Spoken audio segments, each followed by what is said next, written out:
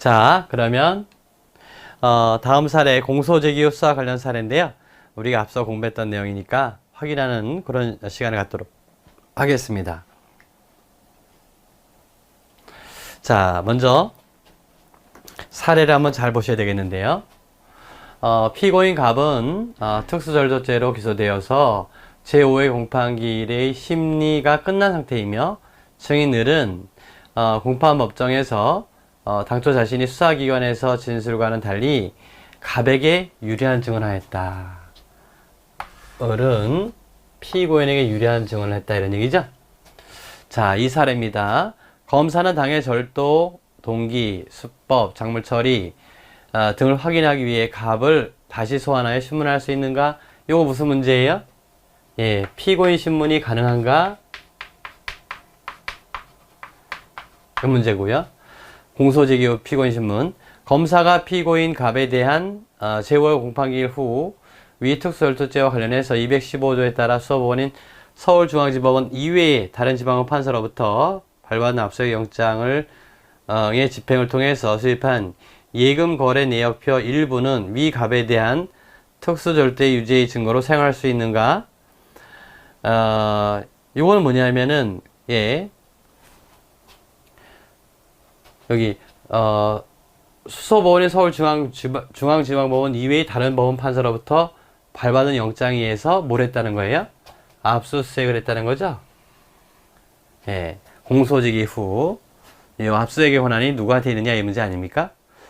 그 다음에 세 번째, 검사가 위 갑에 대한 소송 진행 중에 위 증인 을을 소환한 후에 피고인 갑에게 유리한 위 증언 내용을 추궁 신문해서 이를 번복시키는 방식.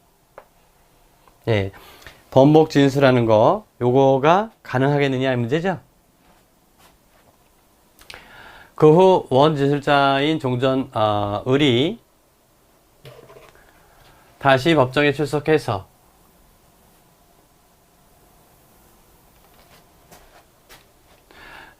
증언을 하면서 위 사망 기재 진술 조서의 성립의 진정을 인정하였고 피고인 측의 반대 신문의 기회가 부여되었다면 위 진술 조서는 증거로 사용할 수 있는가? 그래서 본인이 진술 조서의 증언 내용 요건인데 성립의 진정을 인정했고 그 다음에 반대 신문의 기회를 주면 이럴 경우에도 증거로 쓸 수 있겠느냐 이 문제입니다. 종전 판례는 이건 가능하다고 봤어요. 근데 개정 판례는 변경된 판례는 이것을 인정하지 않았죠. 만약 검사가 위 갑에 대한 소송 진행 중에 위 증언과 관련하여 을을 소환한 후 을을 위증죄로 인지 수사해서 위증죄의 피의자를 조사하면서 작성한 을에 대한 피의자 신문 조서는 위 갑에 대한 특수절도의 증거로 사용할 수 있는가? 이건 뭐냐면 피의자 신문 조서로 작성했다는 얘기죠. 을이 만약에 위증을 했다면 위증죄의 피의자가 되겠죠. 그래서 위증죄의 피의자로 신문을 했는데 그 피의자 신문 조서를 을 피고 사건이 아니라 갑에 대한 특수절도 때의 증거로 사용할 수 있겠느냐 이런 얘기예요. 그래서 요 3번, 4번, 5번은 다 피고인에게 유리한 증언을 한 증인을 3번은 그러한 참고인 조서가 가능하겠느냐 문제였고 4번은 만약에 그런 참고인 진술조서가 있다면 참고인 진술조서에 대한 성립의 진정을 인정하고 그 다음에 반대신문의 기회를 줬다면 증거를 쓸 수 있겠느냐 문제고 5번 같은 경우에는 그것을 참고인 진술조서가 아니라 피의자 신문조서로 작성하고 그 피의자 신문조서를 증거로 제출한다면 증거 능력이 있겠는가 이렇게 물어봤던 그런 내용이 됩니다. 아주 재미있는 내용이고 별로 어렵지 않죠. 이거는 이제 먼저 여기 논점은 정리해 놨어요. 첫 번째, 피고인 신문이 가능하겠느냐? 학설 대립이 있지만 우리 어떻게 한다 그랬어요? 우리 단답형의 문제에서는 우리 판례 입장이 중요하다 그랬죠. 우리 판례는 어떻게 본다 그랬습니까? 가능하다고 봤죠. 그래서 기소한 후 다시 피의자를 소환하여 신문하면서 피의자 신문조서가 아닌 일반적인 진술조서 형식으로 조서를 작성한 사안에서 진술조서의 내용이 피의자 신문조서와 실적으로 같고 진술의 임의성이 인정되는 경우라도 미리 피의자에게 진술거부권을 고지하지 않았다면 위법수의 증거에 해당하므로 유죄 정산할 수 없다. 여기서는 증거 능력을 부정했는데 증거 능력 부정한 이유가 뭐예요? 진술 거부권을 고지하지 않은 겁니다. 자, 여러분들 그 앞에서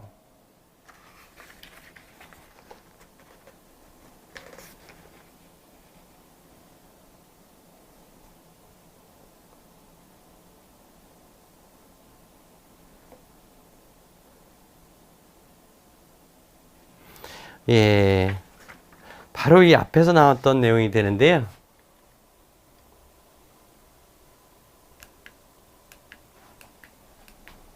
요거를 확인해 보고 이 판례보다는 이 판례가 더 정확합니다.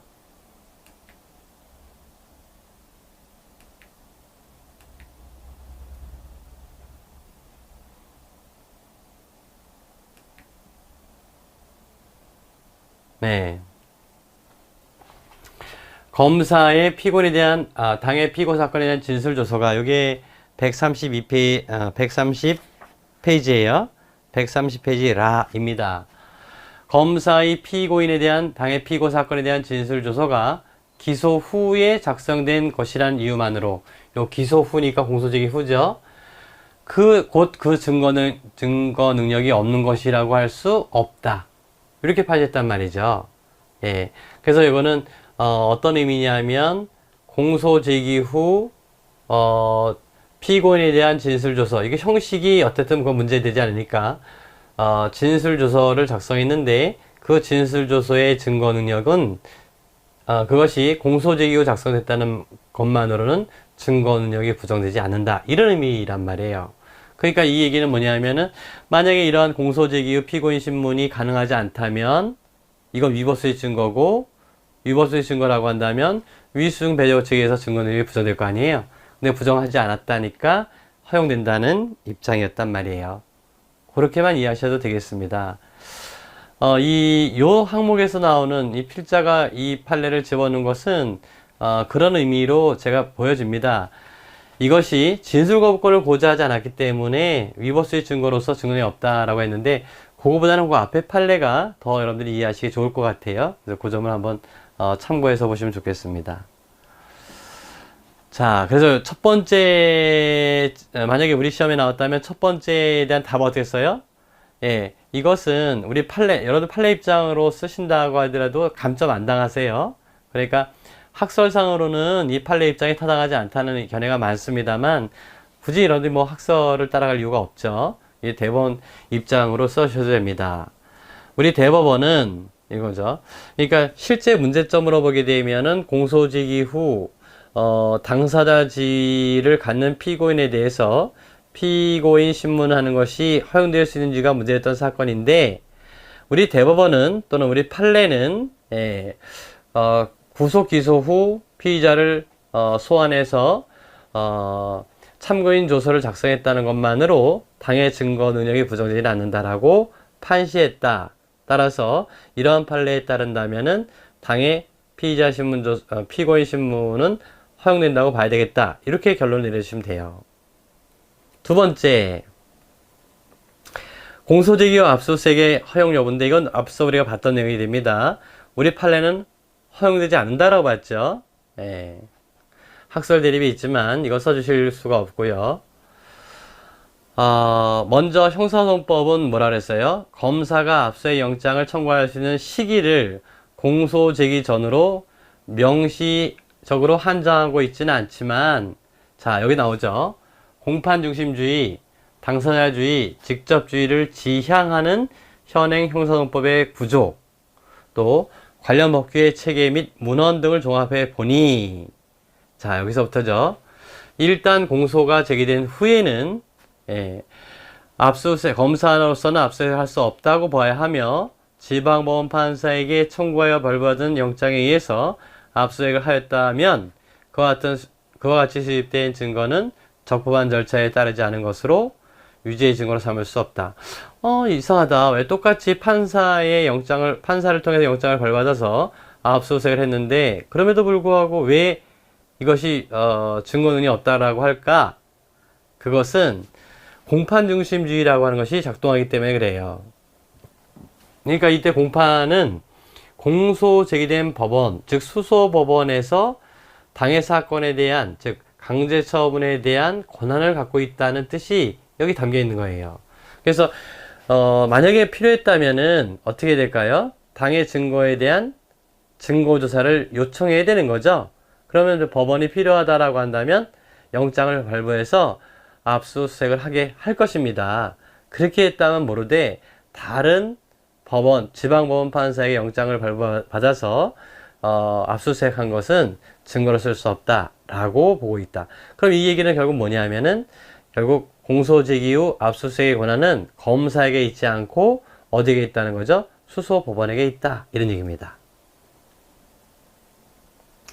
그 다음에 이 번복진술조서에 대해서 제가 더 말씀 안 드려도 되겠어요. 그래서 우리 법원의 입장은 입장을 바꿨습니다만은 최근의 입장은 뭐라고요? 예, 그런 것은 즉 피고인에게 유리한 증언을 한 증인을 다시 참고인으로서 참고인으로 소환해서 참고인 조사를 해서 작성한 번복진술조서는 증거능이 없다. 비록 상대방에게 반대 신문의 기회를 준다 하더라도 증거능이 없다. 이걸 우리가 알고 있어요. 예. 역시 마찬가지로 이렇게 한 것은 뭐에 반한다는 거죠? 당사자주의와 공판중심주의, 직접주의를 지향하는 현행 형사법의 구조에 어긋나고 또 법관의 면전에서 모든 증거자료가 진술되고 이에 대해 피고인의 공격 방어할 수 있는 기회가 실제로 부여받는 재판을 받을 권리. 이게 공정한 재판을 받을 권리가 되겠습니다. 공정한 재판을 받을 권리를 침해하는 것이므로 이러한 진술조서는 피고인이 증거를 할 수 있음에 동의하지 아니하는 한 증거 능력이 없다. 이렇게 판시했어요. 이렇게 기억하시면 되겠고. 그 다음에 네 번째는, 예, 만약에 반대 신문의 기회를 주면 어떻게 되느냐. 이건 좀 보충 설명이 필요한데요. 참고인 진술조서는, 요거는 이제 우리 법적 근거는 312조, 예, 사항이 되겠습니다. 그래서 어떤 요건을 갖춰야 되느냐 하면은, 적법한 절차와 방식에 따라 작성되고, 성립의 진정이 인정돼야 되겠고, 그 다음에 반대 신문의 기회를 줘야 되겠고, 그 다음에 특신 상태가 인정돼야 됩니다. 이게 이제 312조 제4항의 요건이에요. 즉 참고인 진술조서의 증거 능력 인정 요건입니다. 이 성립의 진정이라고 하는 것은 뭐냐면 우리가 참고인 진술조서가 있을 거 아니에요? 진술조서가 있다면 여기에 예, 요건데 여기서 만약 을이라고 한다면 여기에 예, 을의 진술이 들어있는 거죠. 을의 진술을 듣고 수사기관, 즉 검사나 사경이 기재한 내용이 여기 들어있는 거예요. 지금 증거로 쓰려고 하는 것이 바로 이 부분입니다. 그런데 이때 이것이 을의 진술인지 아닌지는 이걸 보고 알 수 있어요.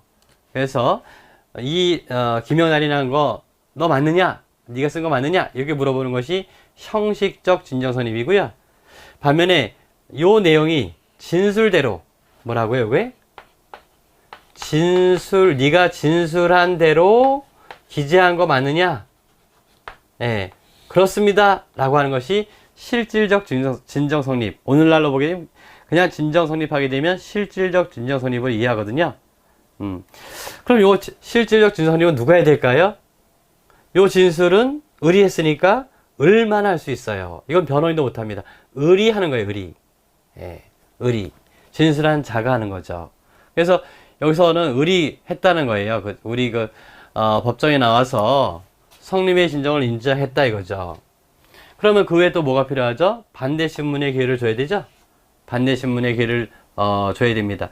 요 반대 신문은 누구한테 줘야 돼요? 갑에게 줘야 돼. 피고인에게 줘야 되겠죠. 그죠? 검찰 측이니까 이제 피고인 측에 줘야 되겠죠? 요거는 이제 을이 하고요. 그럼 이렇게 반대 신문의 기회를 주면 안 되겠느냐? 증거로 쓸 수 있지 않겠느냐? 나머지가 만약에 요건을 갖춘다라고 한다면 가능하지 않겠느냐? 이런 얘기인데,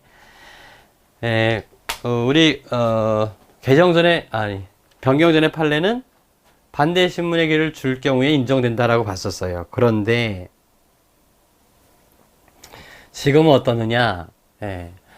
공판 준비나 공판기일에서 이미 증언을 마친 증인을 검사가 소환한 후 이를 일방적으로 번복시키는 방식으로 작성한 진술조서는 피고인이 증거를 할 수 있음에 동의하지 아니하는 한 증언이 없다 하여 할 것이고, 여기까지 봤던 거고요. 그 후 원 진술자인 종전 증인이 다시 법정에 출석해서 증언하면서 그 진술조서의 성립에 인정하고 피고인 측에 반대 신문의 기회가 부여됐다 하더라도 그 증언 자체를 유죄의 증거로 삼을 수 있으면 변론으로 하고, 뭐를요? 그 증언, 어떤 증언일까요? 법정에서의 의뢰 증언이죠. 법정에서의 의뢰 증언 자체를 유죄 증언을 할 수 있는 변론으로 하고, 위와 같은 진술조서의 증거 능력이 없다는 결론은 달리하지 않는다, 이런 얘기입니다. 왜 그렇다고요? 공판중심주의입니다. 그래서 공판중심주의 원칙상 공판정에서의 진술을 번복시키려면 공판정에서의 진술을 가지고 해라. 그러니까 이런 경우에 검사가 굳이 참고인 진술조서의 증거 능력을 인정하려고 하지 말고, 만약에 그것이 위증이었다면 위증한 자를 다시 증인으로 소환시켜서 공판정에서 증인신문을 다시 하는 거죠. 다시 해서 지난번에 내가 한 진술, 5회 공판기일에 내가 한 진술이 잘못되었다, 내가 거짓이었다 라고 하는 것을 공판정에서 진술하게끔 해야 된단 말이에요. 그것이 직접주의, 공판중심주의에 부합한다, 이런 얘기입니다. 물론 이제 반대 의견도 없잖아 있었습니다만, 여러분들은 요 정도만 이해하시면 되겠습니다.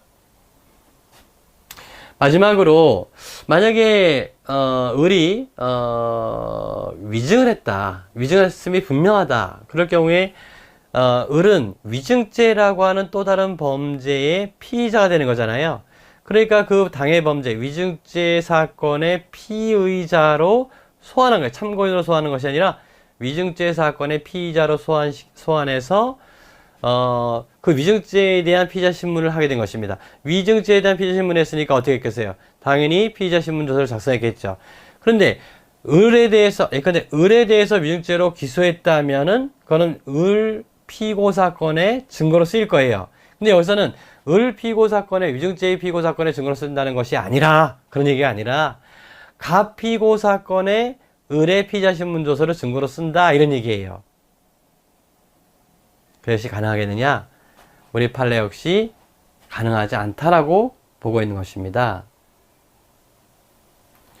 원심은 증거 능력을 인정했는데 대법원은 인정하지 않았다. 이걸 인정하면 말도 안 되는 거죠. 왜? 그러면 누가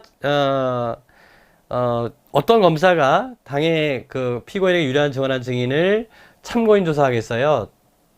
곧바로 위증죄 수사로 넘어가서 위증죄에 대한 피의자 신문을 하겠죠. 그렇지 않겠습니까? 네.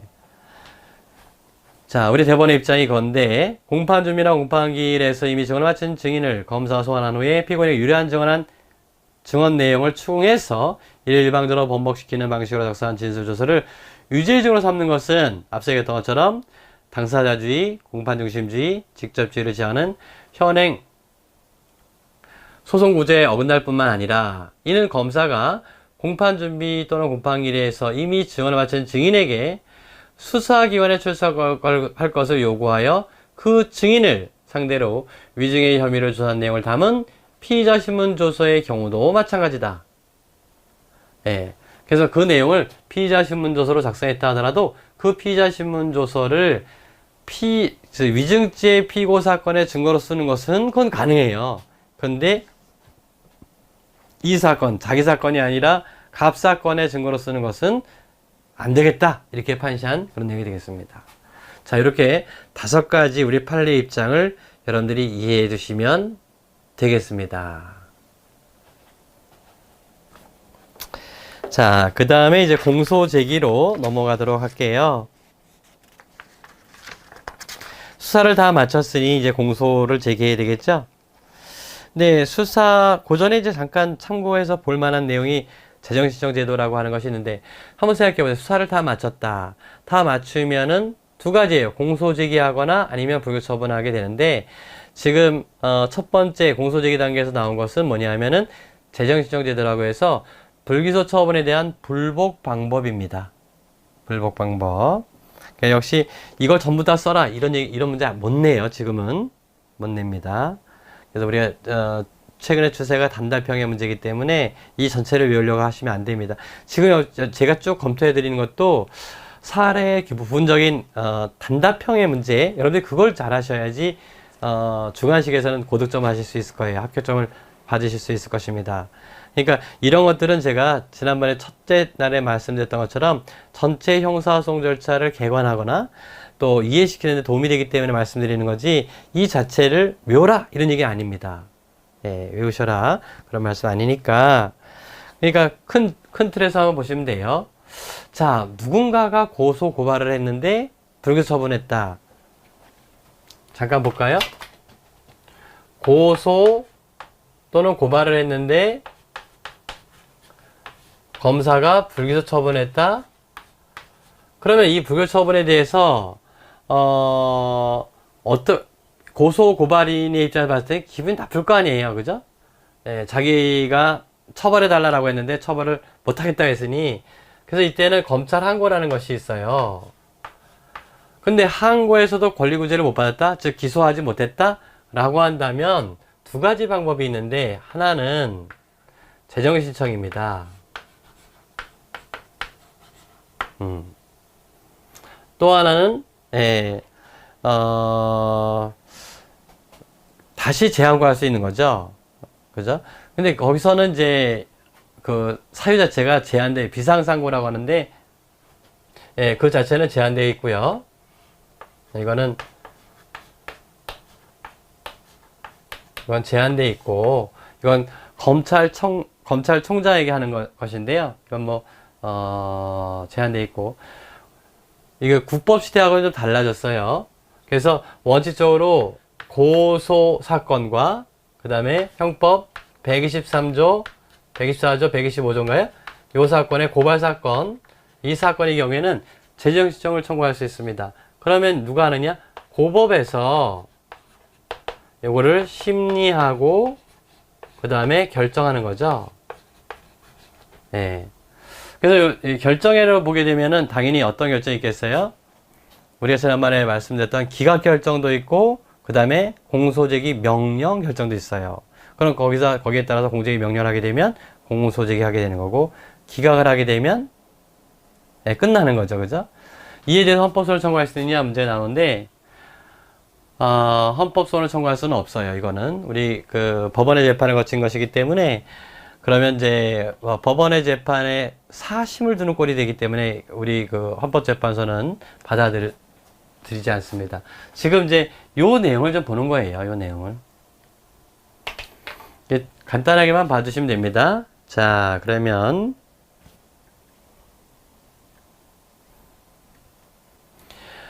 주체는 누구라고요? 고소권자로 고소한 자다. 고소권자라 해야 됩니다.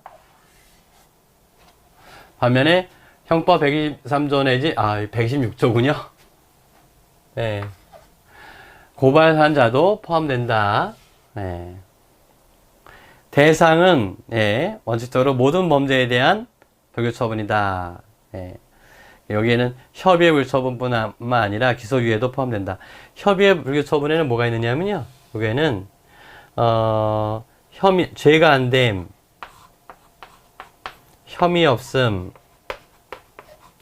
공소권 없음, 이렇게 세 가지가 있어요. 죄가 안 된다는 것은 범죄가 성립하지 않는다는 뜻이고, 혐의 없다는 것은 고소 사실이 모두 인정된다 하더라도 어떠한 범죄에 저촉되지 않거나, 아니면 범죄가 될 수는 있지만 그를 입증할 만한 증거가 없을 때 하는 게 혐의 없음의 불처분이 되겠고요. 공소권 없음은 당해 사건에 대한 공소시효가 완성됐다, 이미 끝났다는 걸 더 이상 처벌할 수 없다, 이런 얘기죠. 그럴 때 공소권 없음의 불처분하게 됩니다.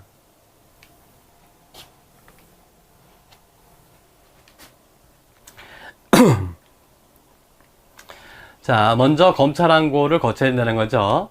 그래서 불기소 처분했을 때는 먼저 검찰 항고를 먼저 거쳐야 된다. 그럼에도 불구하고 권리구제를 못 받았을 때 재정신청서를 제출하게 되는데, 사유 발생일로부터 10일 이내에 누구한테 한다고요? 지방검찰청 검사장이나 지청장에게 합니다. 쭉 보시면 돼요. 누구한테 한다고요? 검사장이나 지청장에게 한다. 그럼 검사장이나 지청장은 뭐 할까요? 예.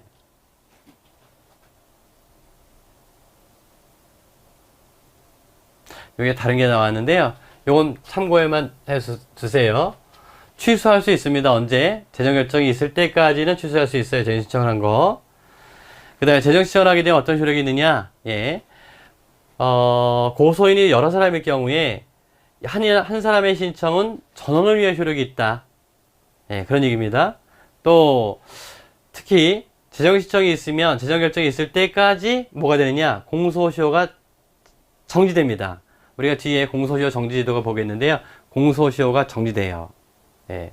그래서 1인의 신청은 전원을 위해 효력이 있고 공소시효가 정지된다. 이건 부분적으로 한번 보시면 되겠고요. 절차만 먼저 생각해 보세요. 자, 먼저 고소고발을 했는데 불구 처분을 했다. 그러면 검찰 항고를 하고, 검찰 항고는 누구한테 한다고요? 지방검찰청, 검사장이나 지청장에게 한다. 그러면 검찰청, 검사장이나 지청장은 어떻게 할 것인가? 다시 자기 부하 직원인 검사가 불처분을 했는데, 그거를, 불복을 신청하니, 그걸 다시 검토하겠죠. 그래서, 예. 재정신청서를 제출받은 검찰청 검사장이나 지청장은 재정신청서를 제출받은 날로 7일 이내에 재정신청서 의견서 수상의 서류 및 증거물을 관할 고등검찰청을 경유해서 관할 고등법원에 송부하는 것이 원칙이다. 이렇게 나와 있는데요. 만약에 송부하기 전에 이 불구치 처분이 잘못됐다면은, 그렇다면 재기수사 명령을 내려요. 재기수사 명령 내리고, 만약에 이 불구치 처분이 잘못되지 않았다라고 한다면 이렇게 하는 거죠. 그래서 7일 이내에 고등검찰청을 거쳐서 관할 고등법원에 송부한다. 그래서 고등법원의 심리 절차로 들어오게 되는 거죠. 그 다음에 이 고등법원의 심리와 결정인데, 재정결정 절차의 구조, 요 절차를 어떻게 이해할 것이냐, 이게 수사 절차냐 아니면은 형사 소송 절차냐, 이런 문제예요. 뭐 이건 뭐 여러분들 크게 신경 안 써야 됩니다. 그래서 학설상 논의가 있습니다만은 일반적으로 형사소송 절차 유사의 절차로 이해하게 되는 거죠. 예. 수사 절차가 아닌 재판 절차로서 형사소송 유사의 재판 절차다. 우리 판례도 그런 입장입니다. 물론 고법 판례입니다만, 재정신청은 법원이 검사와 같은 자격으로 공소제기 여부를 결정하는 수사 절차가 아니라 검사의 불처분의 당부를 심판 대상으로 하는 형사소송의 특수한 재판 절차, 이렇게 이해했다는 거죠. 네.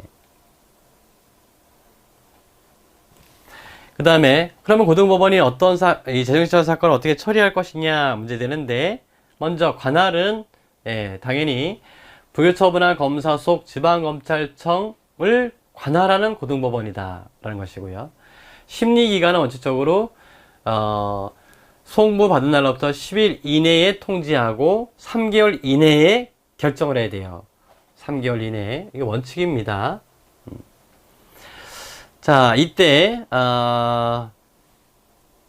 심리는 비공개가 원칙이다. 그래서 재정신청 사건의 경우에 일반인의 방청을 허용하지 않는 거예요. 비공개. 여러분 뭐 너무 잘 아시겠죠?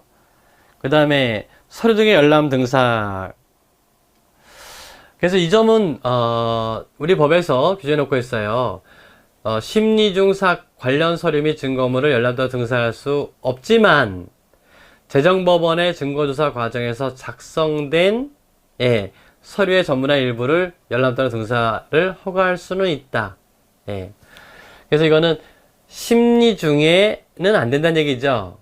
그죠? 근데 재정법원의 증거조사 과정에서 작성된 서류나 이거는 나중에 열람이나 등사할 수 있다는 얘기죠. 그래서 이것을 어떻게 이해할 것이냐에 대한 논의인데, 이렇게 보시면 됩니다. 즉, 수사기관이 수사 과정에서 작성해서 재정신청 절차에 제출한 수사보고서도 열람 등사의 그런 대상이 될 것이냐, 이건데, 역시 서울고등법원 판례입니다만, 당해 형사사건에 대한 수사기록의 열람 등사권은 헌법상의 권리로서 재정신청 절차에 제출된 수사기록의 열람도 적법하다, 이렇게 보고 있어요. 그 범위를 좀 넓게 보고 있는 거죠. 이건 알 권리 과정에서 이해하시면 되는데요. 크게 실속이 있는 것은 아니에요. 이게 심리중이 아니기 때문에 원래는 이제 심리중에 문제되겠지만 이거는 법원이 그 보관하고 있는 서류에 대해서는 연락응사할 수 있는 것이니까요. 이건 뭐 큰 문제가 있는 것은 아닙니다. 자, 그 다음에 이제 심리가 다 끝났다면 결정하겠죠? 기각 어떻다는 얘기예요? 그 불교 처분이 잘못되지 않았다는 얘기죠. 신청이 한마디로 이유 없다 이런 얘기입니다. 그 다음에 효력은 이런 겁니다. 객관식 문제인데요. 만약에 재정신청을 기각하는 결정이 있었다면 다른 중요한 증거를 발견한 경우를 제외하고는 소추할 수 없다. 그렇게 규정해 놓고 있고요. 그 다음에 공소제기 결정도 할 수 있겠죠? 당해 재정신청이 이유가 있다면 공소제기 결정을 할 수 있겠죠? 그래서 이때는 그 공소제기 결정이 있는 날 공소가 제기된 것으로 보는 거죠. 이거는 공소시효와 관련해서 문제되는 거예요. 공소시효와 관련해서. 왜냐하면은 공소제기 결정을 했는데 검사가 공소제기를 하지 않고 있다가 그 기간 안에 공소시효가 완성될 수 있잖아요. 그러니까 검사가 공소제기를 해야 됩니다만 검사가 태만히 공소제기를 늦출 수 있을 때 그것을 규제하기 위해서 둔 규정이다 이렇게 보시면 됩니다. 법원의 재정결정에 대해서 불복을 할 수 있느냐, 우리 지난번에도 한번 이와 관련된 내용을 설명해 드린 바가 있습니다. 그랬는데 아이고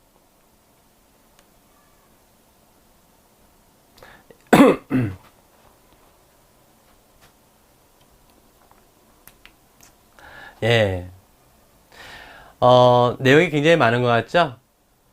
고등법원의 재정결정에 대해서 불복할 수 없다라는 규정을 뒀어요. 그러나 대법원은 부적법을 이유로 하는 재정신청 기각결정에 대해서 재앙을 허용한 바가 있고, 헌재는 원칙적으로 재정결정에 대해서 불복할 수 있어요, 없어요? 불복할 수 없습니다. 그러면 생각해 보세요. 기각결정이나 아니면은 공소 제기 결정을 했다면, 기각 결정을 했다면은 누가 불만이에요? 당연히 고소인이나 고발인의 불만이죠. 과거에는 이거에 대해서 헌법소원을 청구할 수 있는데 있느냐 문제되는데 이거 안 된다라고 보고 있습니다. 그러면 하나 남은 것은 고등법원의 결정이니까 대법원에 재항고하는 거죠. 그래서 대법원에 재항고, 그리고 대법원으로 가는 거죠. 이거는 가능합니다. 다만 어떤 때 가능하냐면 요 기각 결정에 법령의 적용을 잘못한 경우, 법적 판단에 그릇이 있다면 그때는 재항고 가능해요.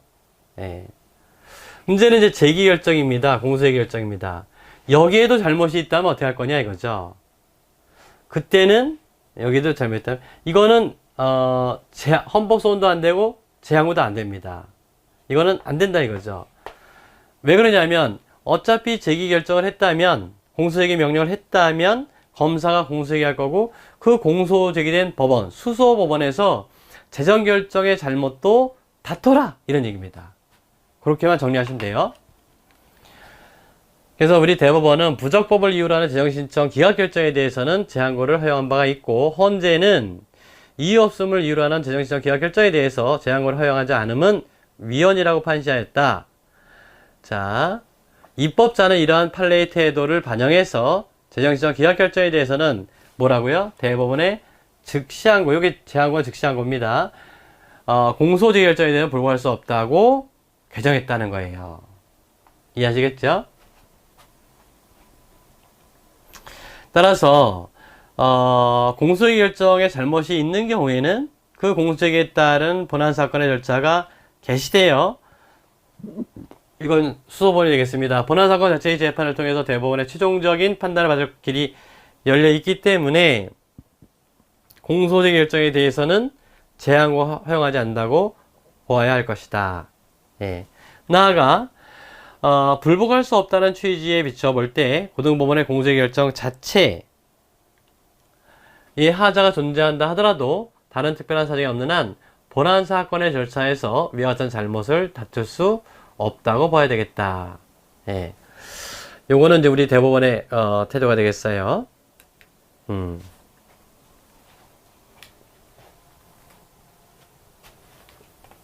자, 여기를 잠깐 다시 한번 보세요. 이제 요 절차는 이해하셨죠? 그래서 그 공소유기 결정에 잘못이 있다면 그 공소유기에 따른 본안사건 절차가 개시되어 본안사건 자체의 재판을 통해서 대법원의 최종적인 판단을 받을 길이 열려있기 때문에 이제 공소유기 결정에 대해서는 제한과 허용되지 않는다고 봐야 되겠다. 이렇게 이해하시면 되겠습니다. 이해하셨죠? 자, 그 다음에 뭐 그 외에 몇 가지가 더 있습니다. 이건 뭐 참고해 주셔도 되겠어요. 공소시효 정지도 우리가 봤던 겁니다.